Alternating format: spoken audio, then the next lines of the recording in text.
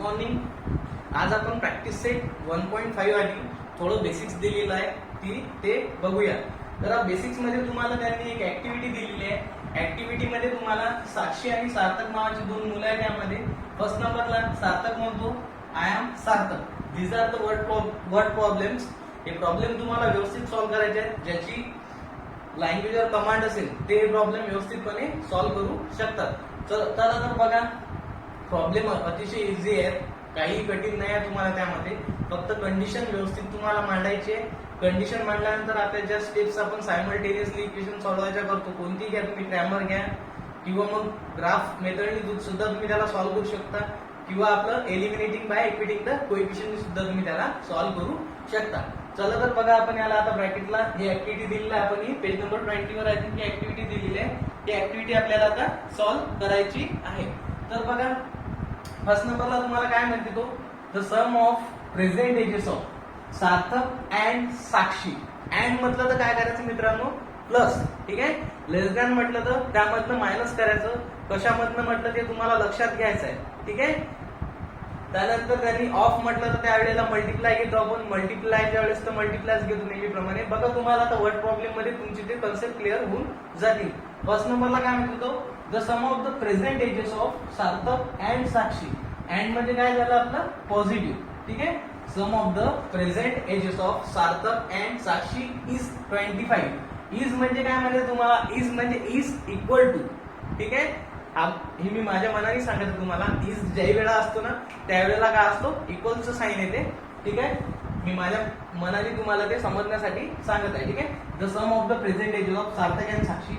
सार्थकचं वय काय दिलेलं आहे आपल्याला त्यांनी, my present age is x years. असा कोण म्हणतो, सार्थक. तर लिहून घेऊ आपण, सार्थकचं प्रेझेंट वय किती आहे, एक्स. यांची सम दोघांच्या वयाची. दुसरी कोण आहे तर साक्षी. साक्षीचं वय किती आहे, वाय. इज म्हणजे इज इक्वल टू, इज म्हणजे इज इक्वल टू इज 25. किती आहे, 25. झाला आपला फर्स्ट नंबरचा ब्रॅकेट सॉल्व. ठीक आहे. एकदम इझी आहे. सेकंड नंबरला काय म्हणतो तो, Sarthak age is less by 8. Sarthak age is, who is Sarthak, x. Sarthak आपण कोणता व्हेरिएबल यूज केला, सार्थक करता एक्स. चला तर लिहून घेऊ, सार्थक एज इज. ठीक आहे. सार्थक एज किती आहे, सार्थक एज इज. ठीक आहे. Is means what, is equal to is less by 8. Less by 8 than double the age of Sakshi. Than double the age of Sakshi म्हणजे साक्षी जो आहे हे Sarthak age is less by 8. सार्थकचं वय काय म्हणते, 8 नी लहान आहे. Than double the age of Sakshi. साक्षीच्या वयाच्या दुप्पट. ठीक आहे. तर बघा, ही कंडिशन कशा प्रकारे बनेल तुम्हाला, Sarthak x, Sarthak age is म्हणजे x equal to less by how much, 8. Less by how much, 8. Than double the age of Sakshi. ठीक आहे. यालाच मी आता अशा प्रकारे लिहितो. बघून घ्या, म्हणजे एकदम इझी आहे. Twice by minus 8. बघा बरोबर, Sarthak age is less than 8 than double the age of Sakshi. अशा प्रकारे तुमची सेकंड नंबरची कंडिशन बनेल. एकदम इझी आहे, व्यवस्थित सॉल्व्ह करायचं आहे. ठीक आहे. लास्टला तो काय म्हणते, 4 years ago काय म्हणते, 4 वर्ष अगोदर. 4 years ago Sakshi age was 3 years less than Sarthak age at that time. काय म्हणते, 4 वर्ष अगोदर म्हणजे 4 वर्ष पहिले. 4 years ago. बघा, 4 वर्ष पहिले सार्थक कोण होता, एक्स. साक्षी कोण होती, वाय. 4 years पहिले म्हणजे 4 वर्ष अगोदर. तो दोघांच्या वर्षामध्ये तुम्ही 4 वर्ष अगोदरच घेसाल ना, मायनस मध्ये जसाल ना तुम्ही, मागेच जसाल ना आधी म्हटलं तर. ठीक आहे. 4 years ago काय म्हणते, Sakshi age was 3 years less than Sarthak age. Sakshi age was 3 years less than Sarthak age म्हणजे साक्षीचं वय काय म्हणते तो, 3 वर्ष लहान होतं. कोणापेक्षा, सार्थकच्या एज पेक्षा. कधी, 4 years पहिले. तर बघा, हे कंडिशन कशा प्रकारे बनेल तुमची. बघा, 4 years ago Sakshi age is was. आता बघा, इथं पास्ट टेन्स वापरलेला आहे, वॉज, इज. ठीक आहे. इक्वल टू मध्ये टाकायचं. याला आपण अशा प्रकारे सुद्धा लिहू शकतो 4 इयर्स अगो. हे झालं कोणाचे? साक्षीचं. 4 years ago Sakshi age was 3 years less than. Sakshi age was 3 years less than Sarthak age at that time. म्हणजे काय होईल तुमचं? ठीक आहे, बरोबर लिहिलं मी. बघा चेक करा परत. 4 इयर्स अगो 4 वर्ष अगोदर कोणाचं वय? साक्षीचं age was 3 years less than Sarthak age. 3 years less than Sarthak age म्हणजे साक्षीचं वय हे 3 इयर्स लेस होतं कोणापेक्षा? सार्थक पेक्षा. म्हणजे बघा हे मी कशा प्रकारे सॉल्व्ह केलं. सपोज आता मी तुम्हाला एक उदाहरण सांगतो यावर. ठीक आहे, मी अँड यू. ठीक आहे, 4 वर्ष पहिले. ठीक आहे, दोघांकरता 4 वर्ष पहिले सपोज मी यू पेक्षा 5 वर्षांनी मोठा आहे. कोण? मी. म्हणजे मला यू मध्ये किती मिळवले? तर यू माझा 5 माझ्या एवढा होईल. माझ्या वयामध्ये किती मिळवावं लागेल? 5. किती मिळवावं लागेल? सॉरी, यूच्या वयामध्ये किती मिळवावं लागेल? किंवा मी ही आणि शी म्हणून सांगतो तुम्हाला. ठीक आहे, ही, ठीक आहे, ती आणि तो. आता सपोज त्याचं वय किती आहे? 4 वर्ष अगोदर x मायनस 4. माझं किती आहे?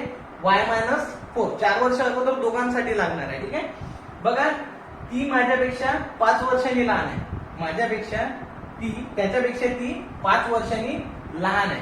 मग ती 5 वर्षांनी लहान आहे म्हणजे तिच्या वयामध्ये जर मी 5 मिळवले तर मला माझं वय मिळेल. बरोबर आहे, समजलं? अशा प्रकारे साक्षी आणि याचं सुद्धा उदाहरण अशाच प्रकारे होतं. यालाच मी आता अशा प्रकारे लिहितो. x minus 4 minus 3 is equal to y minus 4. बघा तुम्हाला ज्या वेळेला अशा प्रकारे सोडवायचं असेल तर मी ज्या पद्धतीने तुम्हाला सांगितलं या प्रकारे तुम्ही घ्या. अतिशय सोपी जाईल, तुम्हाला काही कठीण त्यामध्ये जाणार नाही. ठीक आहे, तर बघा याला आपण सॉल्व्ह करून घेऊ. x minus 7 is equal to y minus 4. हे काही नाही, याच्यावरनं ही स्टेप मी लिहिली. अशा प्रकारे हा तुमचा ऍक्टिव्हिटी दी पेज नंबर 20 वर तुम्हाला ऍक्टिव्हिटी दिलेली आहे.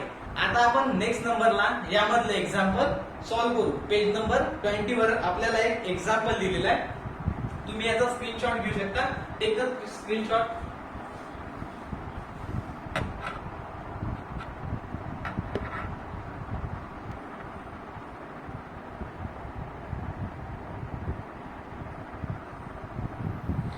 बघा क्वेश्चन आपण लिहून घेतला.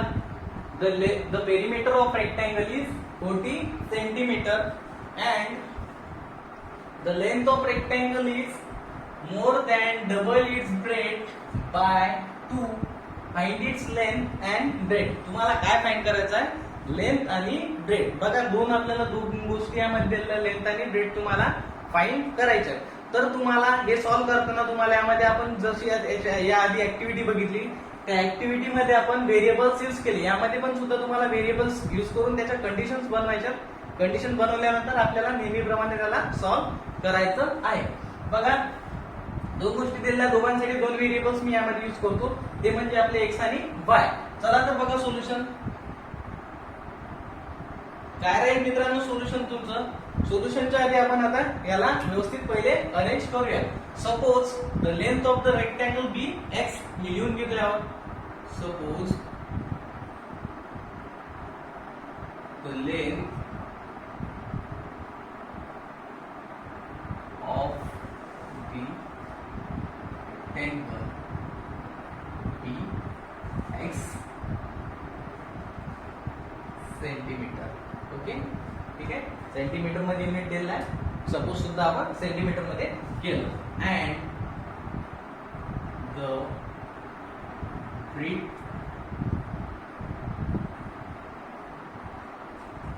Of rectangle be by centimeter. ठीक आहे. लेंथ आणि ब्रेथ आता आपण सपोज केली आहे. बघा पहिली कंडिशन काय म्हणते तुम्हाला, the perimeter of the rectangle. पहिले मला तुम्ही सांगा आपला पेरिमीटरचा फॉर्म्युला काय, तो तुम्हाला आधी माहित असायला पाहिजे. सर्वात महत्वाचं. सपोज हे प्रॉब्लेम पेपरमध्ये आलं त्यावेळेला सर्वात आधी तुम्हाला काय माहित पाहिजे, जेही कोणते फॉर्म्युले त्यामध्ये यूज होऊन राहिले, पेरिमीटर झाला, एरिया झाला रेक्टँगलचा, स्क्वेअरचा झाला किंवा कोणत्याही डायग्रामचा एरिया, पेरिमीटर तुम्हाला माहिती पाहिजे. बघा यामध्ये फर्स्ट नंबरला काय दिलेला आहे, the perimeter of the rectangle. पहिले मला पेरिमीटरचा फॉर्म्युला काय रेक्टँगलचा, पेरिमीटरचा फॉर्म्युला माझ्याकडे रेक्टँगलचा 2 in bracket x plus y. ठीक आहे, what is the perimeter of rectangle, 2 in bracket x plus y. म्हणजे आता x यामध्ये मी लेंथ घेतली आणि y मी यामध्ये ब्रेड घेतली म्हणून मी x प्लस y गेला, किंवा असा सुद्धा लिहू शकतो मी 2 in bracket length plus bread, हाच फॉर्म्युला 2l प्लस 2b अशा प्रकारे सुद्धा आपण लिहू शकतो. हा आहे माझा पेरिमीटरचा फॉर्म्युला, कोणाचा तर रेक्टँगलचा. बघा from the first given condition काय राहील तुम्हाला, from the first given condition काय, मला फर्स्ट गिव्हन कंडिशन काय दिलेलं आहे, the perimeter of rectangle is 40 centimetre. चला तर मी त्यावरनं लिहून घेतो, द पेरिमीटर ऑफ रेक्टँगल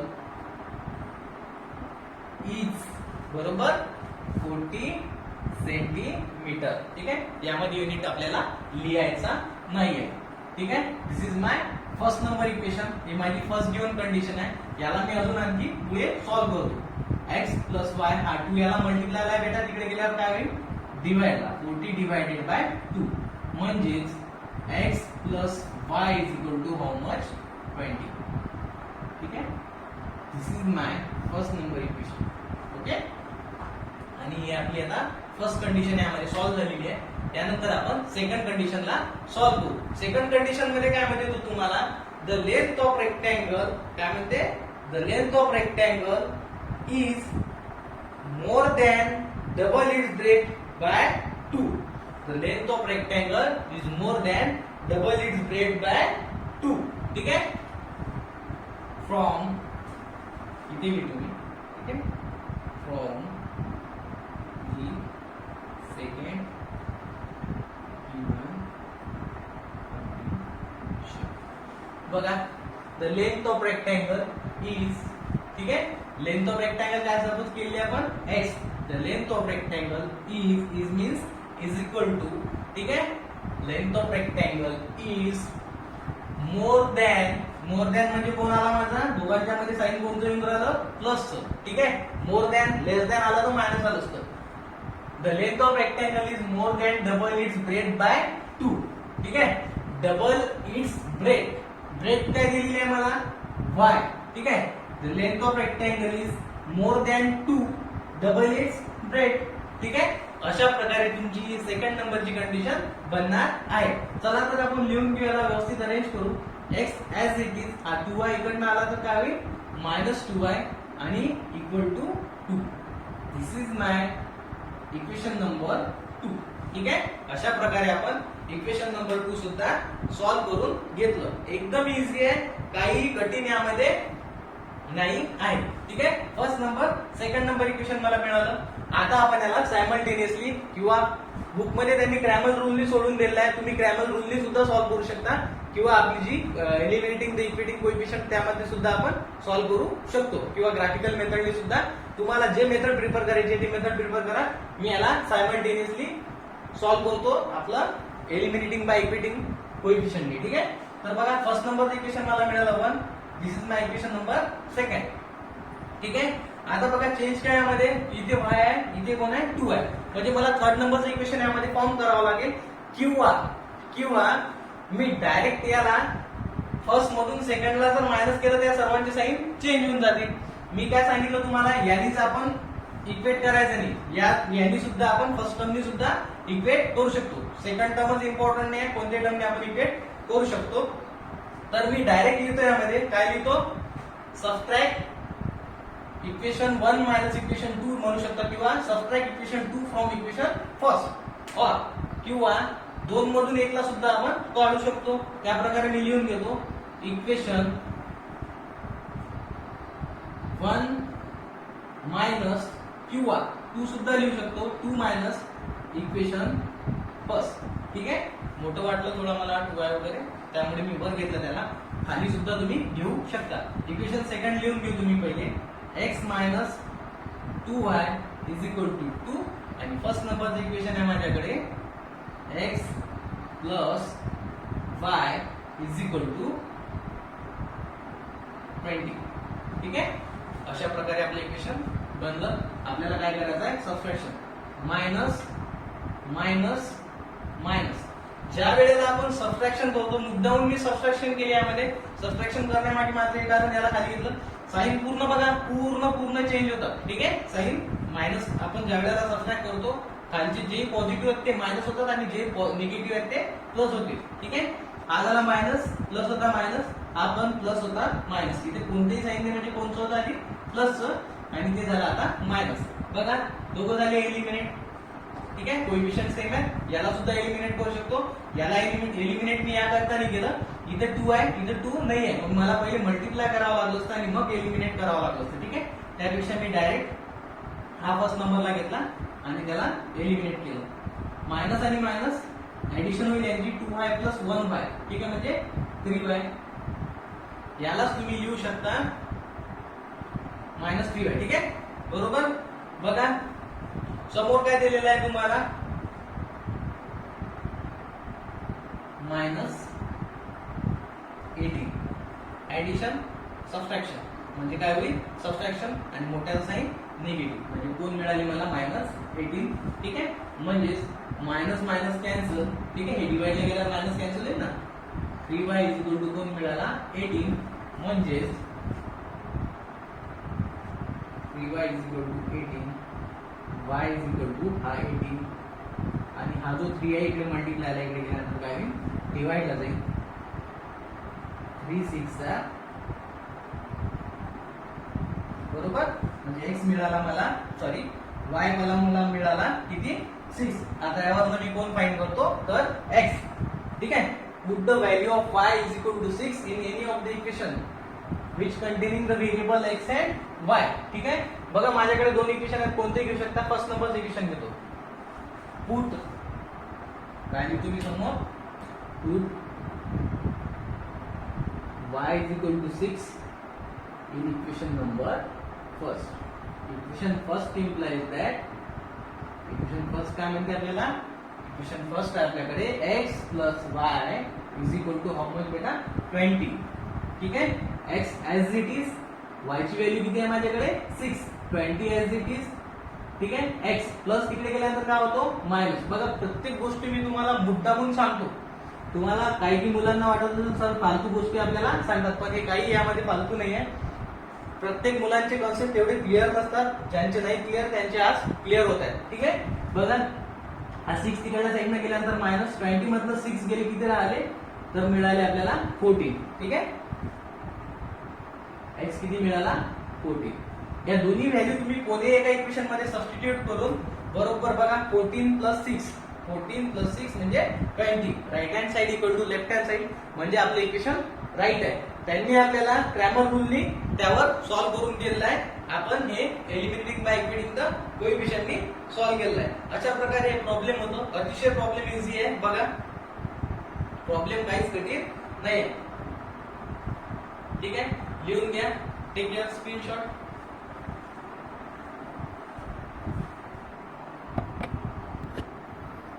बघा नेक्स्ट प्रॉब्लेम तुम्हाला सेकंड नंबरचा एक्झाम्पल दिलेला आहे. Sale of the first day. बघा हे प्रॉब्लेम पूर्ण बसणार नाही म्हणून मी त्यातल्या महत्वाच्या गोष्टी यावर लिहून घेतल्या. ठीक आहे, कारण की आपल्याकडे बोर्ड हा छोटा पडत आहे सोल्युशन सॉल्व्ह करायला. ठीक आहे, त्यामुळे मी जे महत्वाच्या गोष्टी आहेत ते यावर लिहून घेतल्या. यांनी काय केलं, 2 दिवस घड्याळी विकल्या, वॉचेस विकल्या. बघा त्याचा फर्स्ट डेचा सेल होता. Sale on first day analog watch 11 analog watches त्यांनी विकल्या. त्यानंतर डिजिटल वॉचेस त्यांनी 6 त्यामध्ये सेल केल्या. ठीक आहे. And received the amount of ₹4,330. हे नंबर ऑफ वॉचेस आहेत. ठीक आहे, 11 6 यामध्ये सुद्धा सॉरी समोर त्यांनी वॉचेस किती दिलेले आहेत तुम्हाला 22 आहे I think 5. 22 watches and 5 digital watch. ठीक आहे. अशा प्रकारे 2 दिवसाचा त्यांनी सेल दिलेला आहे. आपल्याला त्यामध्ये find the selling price of wrist watch of each type. तुम्हाला प्रत्येकी एका टाइपच्या काय काढायच्या किंमता फाइंड करायच्या. काय फाइंड करायच्या तुम्हाला? Price of the wrist watch of each type, म्हणजे अॅनालॉग आणि डिजिटल. अॅनालॉग आणि digital first day and second day तुम्हाला फाइंड रिस्ट वॉचच्या किमती फाइंड प्राइस तुम्हाला फाइंड करायचे आहे. ठीक आहे. चला तर आपण याला आता सॉल्व करूया. Suppose the price of each type of the analog wrist watch or digital wrist watch be x. ठीक आहे. आपण काय सपोज करू? Let the selling price of each analog watch be x and selling price of each digital watch be y. ठीक आहे. चला तर सोल्युशनला सुरुवात करूया. Let the cost price of each analog watch be x rupees. Okay. बघा या आधी जे प्रॉब्लेम मी सॉल्व्ह करून दिलं तुम्हाला, लास्टला त्याला युनिट द्यायचं विसरून गेलं, तर तुम्ही ते युनिट त्यावर व्यवस्थित लिहून घेतला. ठीक आहे. कारण की युनिटला तुम्हाला सपोज हाफ एन मार्क्स असतो. ठीक आहे. बरोबर. Let the cost of price of each watch analog watch be x rupees and the price of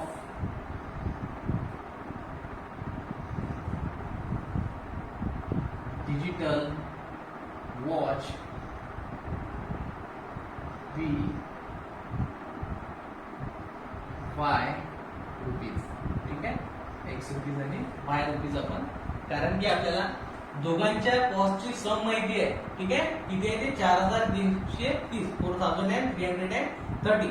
पण आपल्याला पर्सनली प्रत्येकाची सेपरेटली प्राइस माहित नाही आहे दोन्ही दिवसाच्या. ते आपल्याला फाइंड करायचं आहे. ठीक आहे. From the first given condition, पहिल्या दिवशी त्यानं किती वॉचेस विकल्या? 11 वॉच अॅनालॉग आणि 6 वॉचेस डिजिटल. ठीक आहे. त्यावरनं फर्स्ट नंबरची माझी कंडिशन काय बनेल? From the first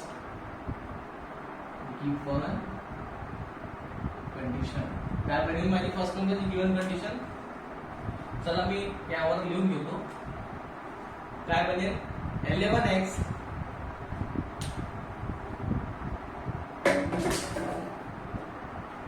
11x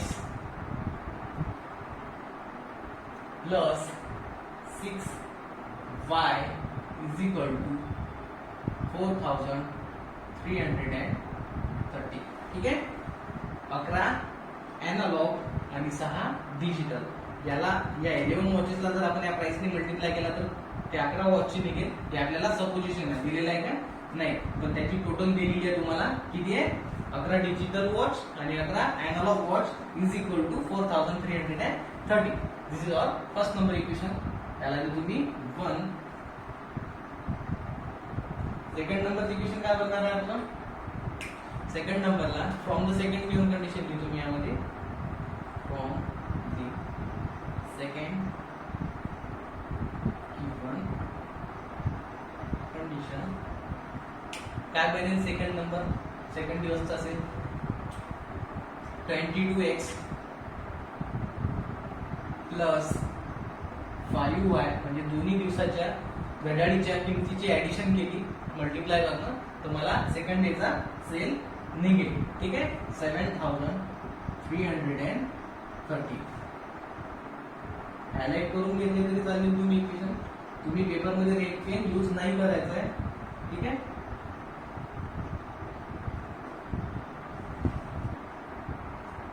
highlight सुद्धा यूज नाही, हायलाइट साठी सुद्धा यूज करायचा नाहीये. तुम्हाला फक्त एकच पेनचा यूज करायचा पेपरमध्ये. ठीक आहे.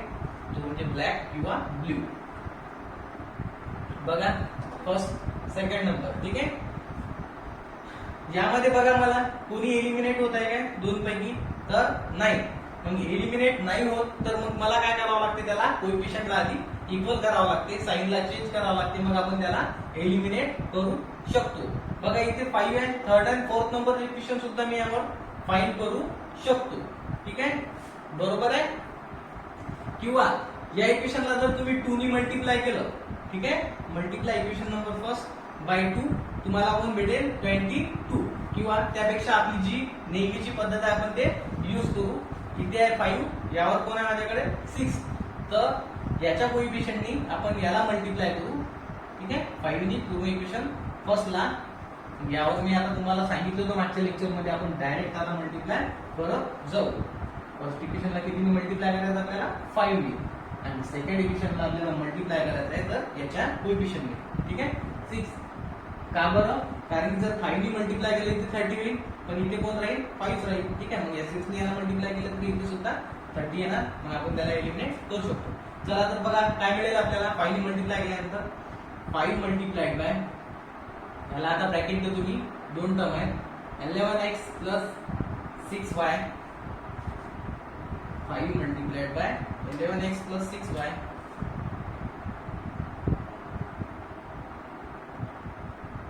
Is equal to 4330. ठीक आहे. On both sides. ठीक आहे. एका साइडला मल्टिप्लाय करायचं आहे काय, नाहीतर पूर्ण इक्वेशनला. ठीक आहे. सेकंड नंबरला मल्टिप्लाय करून घ्या आधी आपण याला. 11 multiplied by 5, 55x plus 30y is equal to 500, 5 3 जा 15.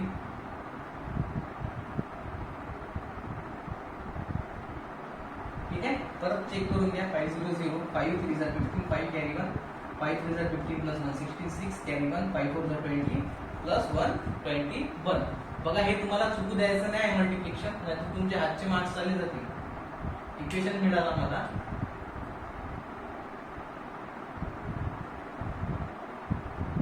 थर्ड नंबरचं. फोर्थ नंबरचं इक्वेशन काय होईल माझं, कशाने मल्टिप्लाय करायचं तुम्हाला 6 ने. 6 मल्टिप्लाइड बाय सेकंड नंबरच्या इक्वेशनला 22x प्लस इथे लिहून घेतलंय ना मी 6y is equal to 22x plus 5y is equal to 7330. करा मल्टिप्लाय. काय मिळेल मला 22 मल्टिप्लाइड बाय 6, 6 2 जा 12, कॅरी 1 12, 13 132 x. पहिल्या पण 132x प्लस 6 5 जा 30y is equal to 7330 multiplied by 6.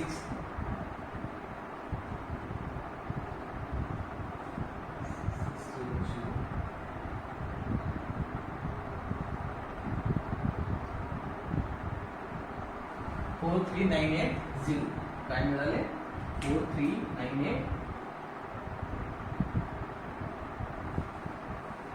हे मिळालं मला इक्वेशन नंबर 4. Equation number 4. ठीक आहे. त्याला इरेज करून घेऊ. फर्स्ट नंबरचं इक्वेशन थर्ड नंबरचं इक्वेशन मिळालं मला 55x plus 30y is equal to 21,650. Second नंबरचं 132x plus 30y is equal to 4398. ठीक आहे. 4398. चला तर बघा सेम साइन आहे. सेम साइन असल्यामुळे आपण यामध्ये काय करायचे सबट्रॅक्शन. तर मग मी इक्वेशन 4 मधून इक्वेशन 3 ला सबट्रॅक्ट करतो. जे बोललो तेच लिहितो. इक्वेशन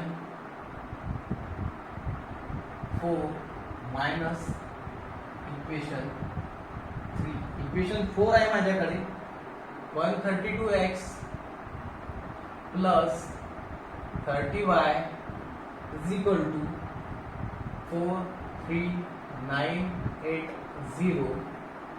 सेकंड नंबरला इक्वेशन आहे माझ्याकडे 55x plus 30y is equal to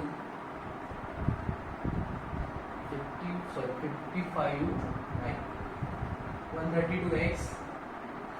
first number third number equation द्यायचं मला 55x plus 30y is equal to 21650. ठीक आहे. काय करायचं आपल्याला सबट्रॅक्शन. सबट्रॅक्शनचं साइन पूर्ण चेंज करा. सबट्रॅक्शन हे दोघे एलिमिनेट होतील.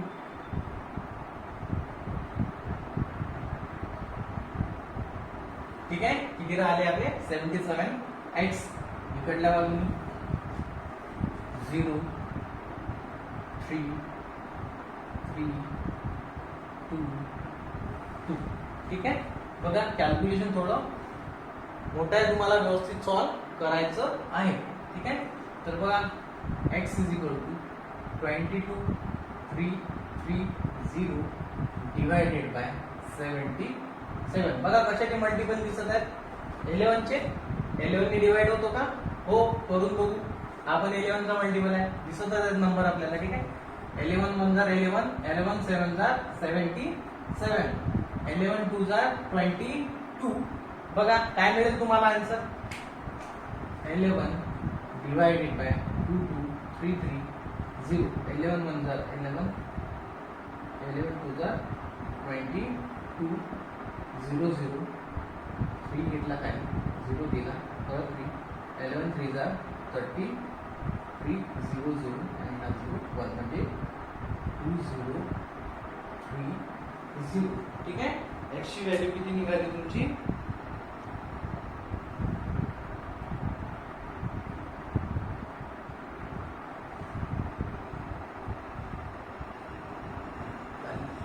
0 0 5 9 6 3 3 1 2 4 2.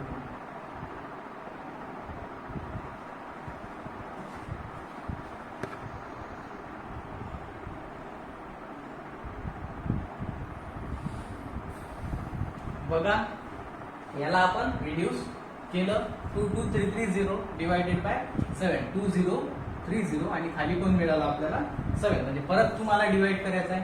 7 ने जर आपण 2030 ला डिवाइड केलं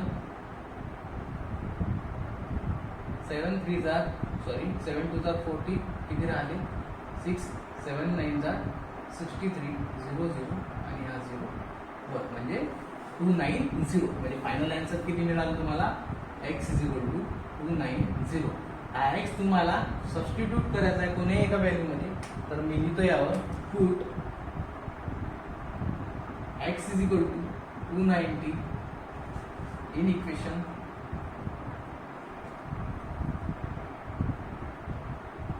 फर्स्ट मध्ये टाकूया. Equation first implies that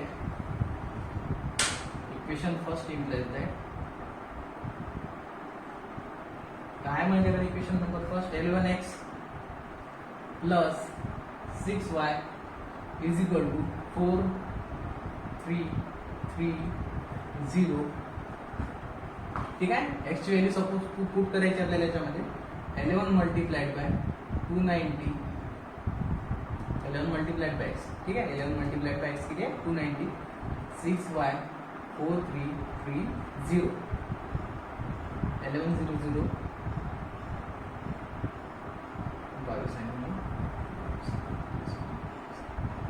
3190 plus 6y is equal to 4330.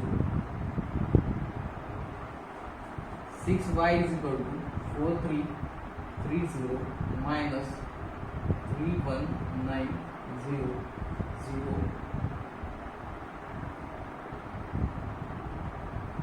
ठीक है.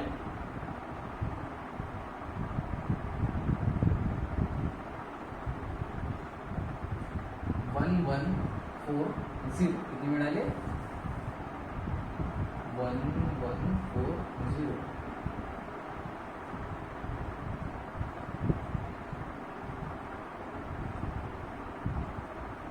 y is equal to 1140 divided by 6 1 6 5 6 9 54. y किती मिळाला मला 1.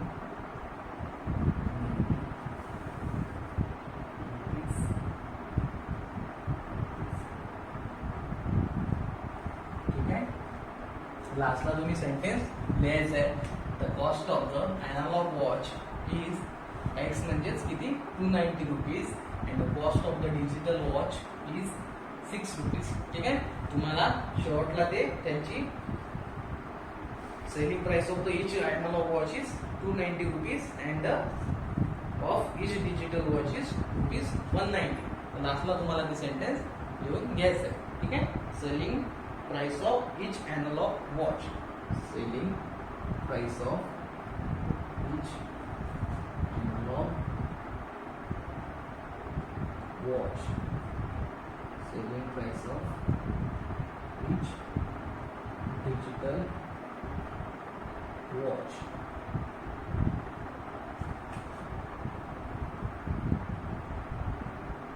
काय काय प्राइस झाल्या त्याच्या? त्याची एक्स होती आपली, एक्स आली 29 आणि 190. These are the selling price of the both the watches on both the days. ठीक आहे. दोन्ही दिवसाच्या एकच प्राइस होत्या. ठीक आहे. अशा प्रकारे तुमचं इक्वेशन होतं. आपण याला सॉल्व्ह केलाय. स्क्रीनशॉट घ्या, लिहून घ्या. ठीक आहे. इझी आहे.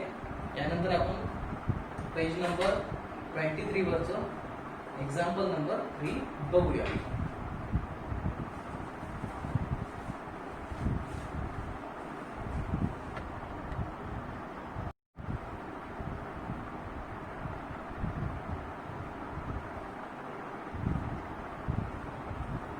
बघा, नेक्स्ट क्वेश्चन तुम्हाला दिलेला आहे.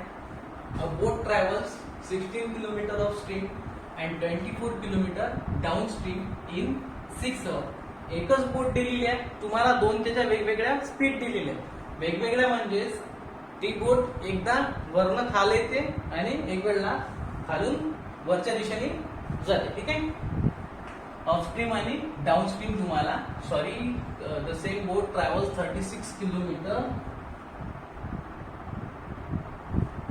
अपस्ट्रीम आणि डाऊनस्ट्रीम. ठीक आहे.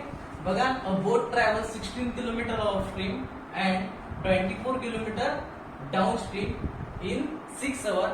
The same boat travels 36 kilometre upstream and 48 kilometre downstream in 13 hour. समोर काय दिलं तुम्हाला?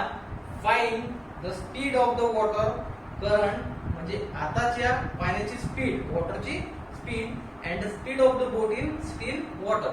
आणि त्या बोटची त्या पाण्यामधली सध्याची स्पीड आपल्याला फाइंड करायची आहे. सो मग यामध्ये बघा, आपल्याला फाइंड काय करायचं आहे? Find the speed of the boat.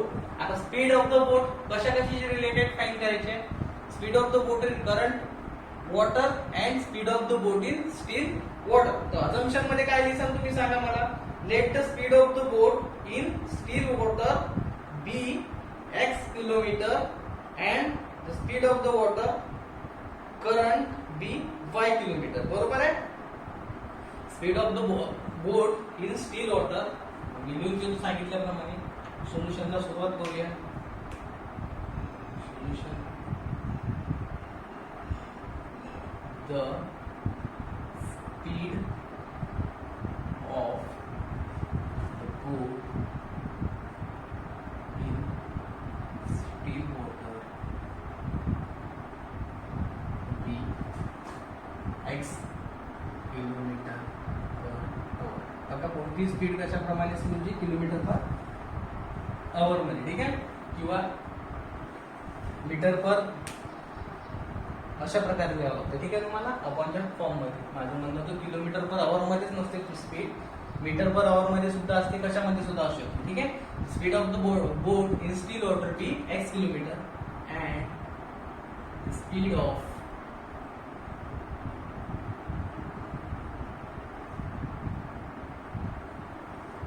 The water current, म्हणजे नाव करंट म्हणजे लाईन मधला करंट नाही. ठीक आहे. सध्याची स्पीड आपली वॉटरची काय? Find the speed of the water current. ठीक आहे. बी वाय किलोमीटर पर आवर. अशा प्रकारे आपण दोन्ही आता यामध्ये लिहून घेतले. Speed of the boat downstream and speed of the boat upstream. बघा, याच्यावरून तुम्ही काय सांगू शकता मला? Speed of the boat downstream काय सांगताल तुम्ही? एका तळावरनं तुम्ही खाली उतरायला लागले तर तुमची स्पीड ऑटोमॅटिकली इन्क्रीज होते आणि तुम्हाला जास्त त्यामध्ये ताकद लागत नाही. तेच तुम्ही समजा पहाडावर एखाद्या वर चढले, तुम्हाला त्यामध्ये जास्त एनर्जी लागते. यामध्ये तुम्हाला एनर्जी लागते का उतरताना? लागते, पण ऍज कम्पेअर टू चढण्यापेक्षा कमी. तर बघा त्यांनी प्लस आणि मायनसचा उपयोग कशा प्रकारे केलेला आहे. ठीक आहे, दोन स्पीड लिहायचे तुम्हाला, एक डाऊन स्ट्रीमची आणि अपस्ट्रीमची स्पीड तुम्हाला लिहायची. Speed of boat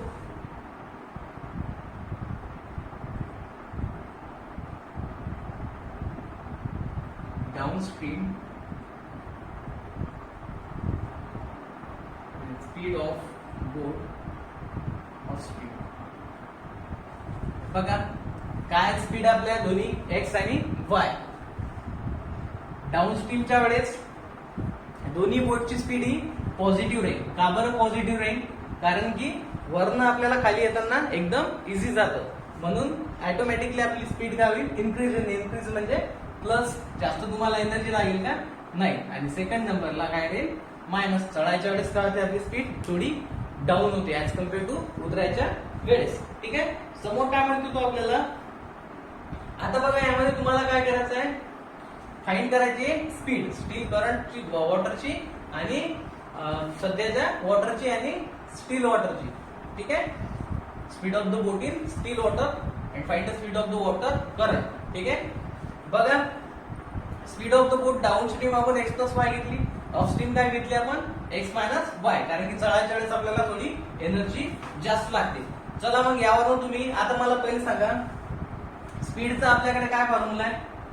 speed equal to distance travelled upon time required. बरोबर, हा आपल्याकडे फॉर्म्युला आहे. मग आपल्याला the speed of the boat in still water be x kilometre per hour घेतलेली आहे. आपल्याला बघा boat travel 16 kilometre upstream and 24 kilometre downstream. याच्यावरनं मी काय लिहिन? समोर स्टेटमेंट राहील माझं, time taken by the boat to travel 16 kilometre upstream. ठीक आहे, बरोबर आहे.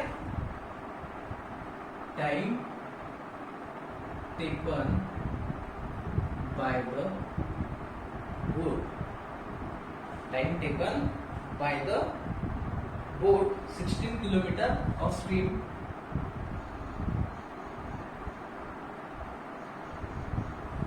And time taken by the boat किती किलोमीटर डाऊनस्ट्रीम आहे आपल्याला? फर्स्ट मध्ये 24 किलोमीटर डाऊनस्ट्रीम.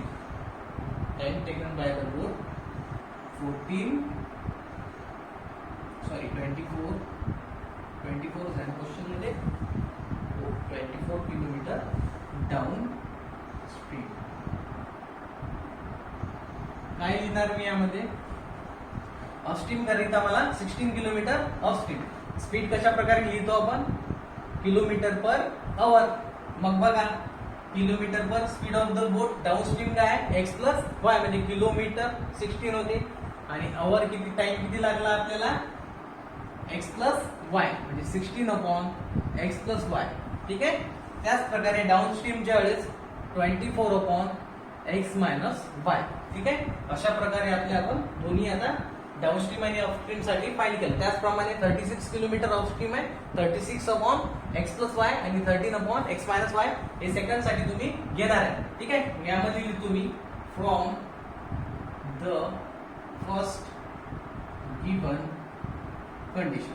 काय माझी फर्स्ट गिवन कंडिशन? मला अपस्ट्रीम अँड डाऊनस्ट्रीम तुम्हाला लिहायचं आहे. ठीक आहे, boat travel 16 kilometre upstream, 24 kilometre downstream in 6 hour. कशा प्रकारे लिहिसाल तुम्ही? From the first given condition 16 upon x plus y is equal to plus 24 upon x minus y is equal to किती आवर मध्ये? 6 आवर मध्ये. ठीक आहे, किलोमीटर पर आवर किती लागले त्याला तास? 6. Boat travel 16 kilometre upstream and 24 kilometre in 6 hour. The same boat travels 36 kilometre upstream and 48 kilometre downstream in 13 hour. तीच बोट, त्यासाठी आपण सेकंड गिवन कंडिशन्स लिहून घे. ठीक आहे, हे जर माझं फर्स्ट नंबरचं equation. What is my second नंबरचं इक्वेशन? माझं काय आहे? फ्रॉम सेकंड गिवन कंडिशन तीच बोट 36 किलोमीटर अपस्ट्रीम जाते आणि 48 किलोमीटर डाऊनस्ट्रीम जाते. किती तासामध्ये? तर 13 तासामध्ये. हे झालं माझं इक्वेशन नंबर सेकंड. बघा इक्वेशनला काय करायचं आपल्याला, याच्यामध्ये सबस्टिट्यूट करायचं आहे. जे आपण प्रॅक्टिस सेट 1.4 मध्ये बघितलंय त्याच प्रकारे याला आपण सॉल्व्ह करायचं आहे. तर बघा याला कशा प्रकारे सॉल्व्ह करसाल तुम्ही. यामध्ये तुम्हाला काय करावं लागते, सबस्टिट्यूट. बघा सेम आहे 1/x+y, इथे पण 36/x+y, इथे 16/x+y. 16 ला आपण बाजूला घेऊन याच इक्वेशनला आपण कशा प्रकारे लिहू शकतो, याला 1 द्यायच्या अगोदर दॅट इज करून घेतो मी इथं. ठीक आहे, त्याच्यावर तुम्ही व्यवस्थित लक्ष द्यायचं आहे. ठीक आहे, मग चल 2 इक्वेशन लिहू. 16 multiplied by 1/x+y plus 24 multiplied by 1/x - y. Now this is my equation number first. Okay, this is my equation number first. आणि याच्यावरनं दॅट इज करून घेतो मी.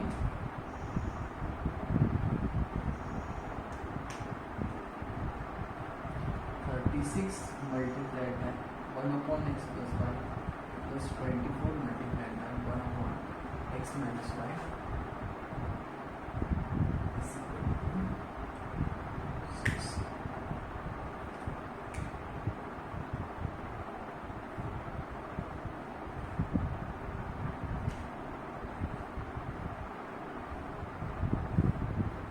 सेकंड नंबरला किती आहे? 13 वर. ठीक आहे, अशा प्रकारे. आता याला तुम्ही इक्वेशन नंबर फर्स्ट आणि हे झालं माझं इक्वेशन नंबर सेकंड. बघा फर्स्ट आणि सेकंड मधून आता आपल्याला सबस्टिट्यूट करायचं आहे. ठीक आहे, 1/x+y 1/x+y 1/x - y 1/x - y. ठीक आहे, बघा put 1/x+y is equal to x आणि y ऑलरेडी युटिलाइज झालेले आहेत. दुसरे m and 1/x - y is equal to n. ठीक आहे, आपण आता याला इरेज करून घेऊ आणि समोर त्याला सॉल्व्ह करतो मी. वाटलंच तर इथे लिहितो आधी, नंतर इरेज करूया. ठीक आहे, बघा 1/x+y च्या ठिकाणी मग आपले इक्वेशन काय होतील, इक्वेशन बिकम्स 16m 1/x+y. ठीक आहे, 16m and 24m. ठीक है, 16m plus 24m is equal to how much? 6. ठीक है, and second fourth number equation बनेल माझं. फोर्थ नंबरचं बघा 36m plus 24m. दोन्ही याच्यात 24 आहे. ठीक आहे, 20 36 and 48. Sorry, this is 48. Okay, 48 n is equal to how much? 13. 13 तास लागले ते. ब्रॅकेट करून घेऊ आपण इक्वेशनला.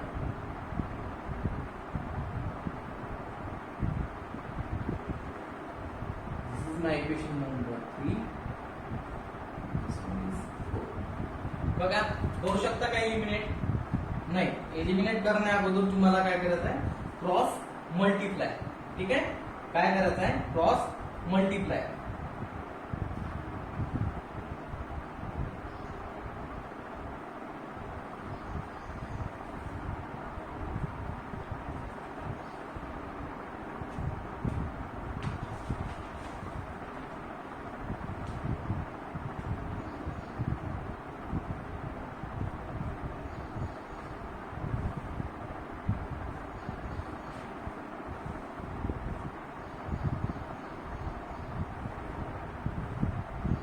कोण कॉमन निघते यामधनं, किंवा डायरेक्ट क्रॉस मल्टिप्लाय केलं तरी चालेल, किंवा इक्वेशन 3 ला जर तुम्ही 2 ने मल्टिप्लाय केलं तरीही चालेल.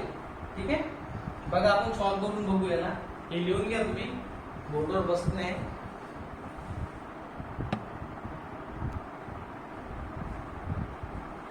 बघा इक्वेशन 3 आणि इक्वेशन 4 मिळालं. इक्वेशन 3 नंतर मी काय करतो आता समोर, इथे कोण आहे माझ्याकडे 24n इज इक्वल टू 6 आणि इथे किती आहे 48. याला जर मला 48 करायचं आहे याला, आता बघा यामध्ये मी क्रॉस मल्टिप्लिकेशन न करता, हे थोडं इक्वेशन मोठं आहे, ठीक आहे, याला क्रॉस मल्टिप्लिकेशन न करता इक्वेशन 3 ला मी डायरेक्ट कशाने 3 नी मल्टिप्लाय करतो. इक्वेशन 3 ला डायरेक्ट मी कशाने मल्टिप्लाय करतो, सॉरी 2 नी मल्टिप्लाय करतो. का बरं आहे असं, मी तुम्हाला आठवते का फर्स्ट लेक्चर मध्ये तुम्हाला मी जेव्हा समजून सांगितलं होतं x plus y is equal to suppose 2 आहे, याच इक्वेशनला जर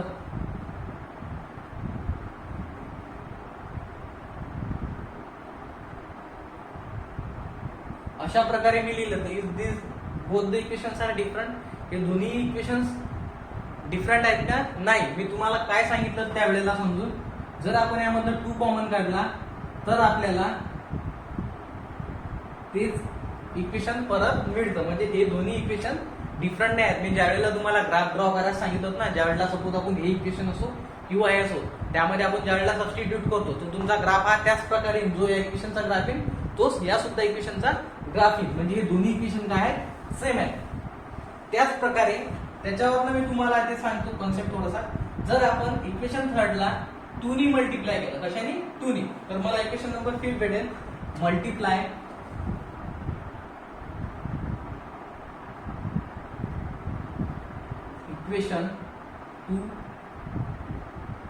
equation 3 bye 2.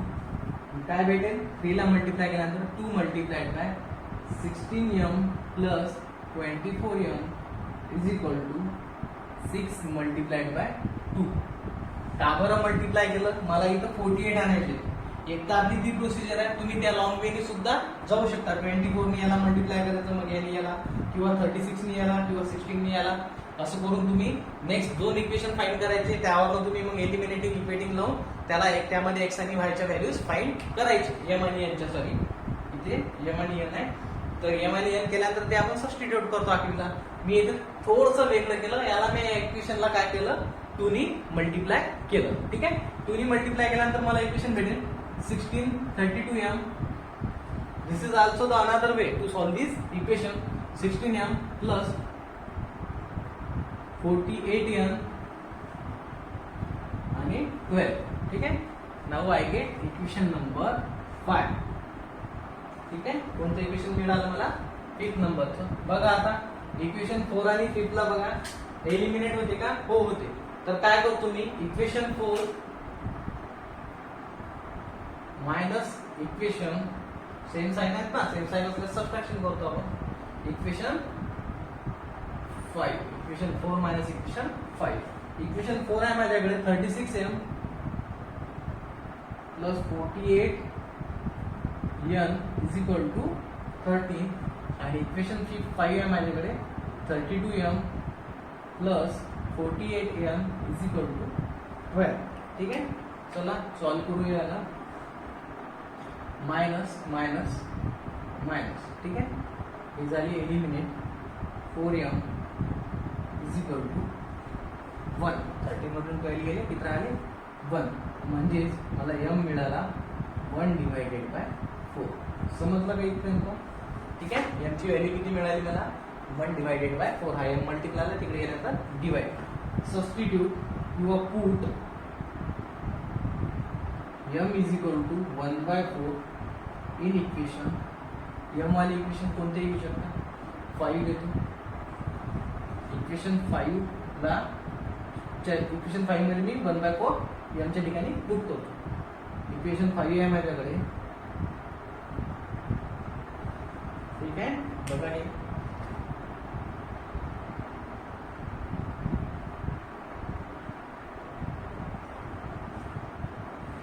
Equation 5 implies that 32m plus 48m is equal to how much, 12.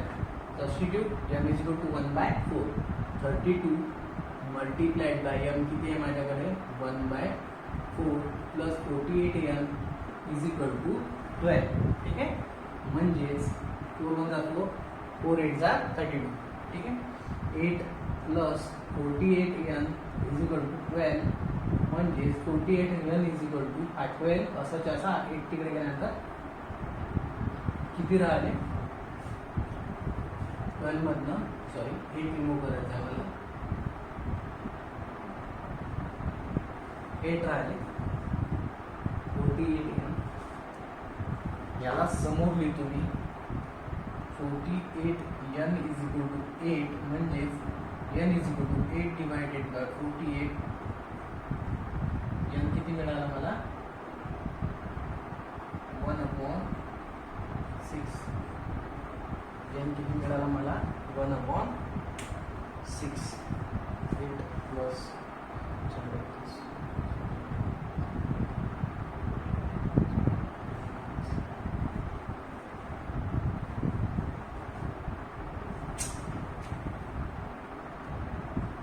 म्हटलं 8 गेली किती राहिले 4. सॉरी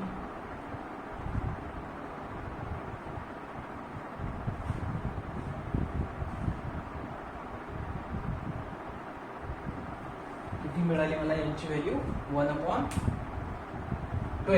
ठीक आहे 1/12. Now substitute the values of m and n. Now we have to replace this value. आपल्याला इक्वेशन कशामध्ये दिलेलं आहे एक्स अँड वाय मध्ये घेतलेलं आहे, आपल्याला आन्सर सुद्धा एक्स अँड वाय मध्येच फाइंड करायचा आहे. टेक द स्क्रीनशॉट घेऊ शकता तुम्ही. मी याला एरेस करतो या साईडनी.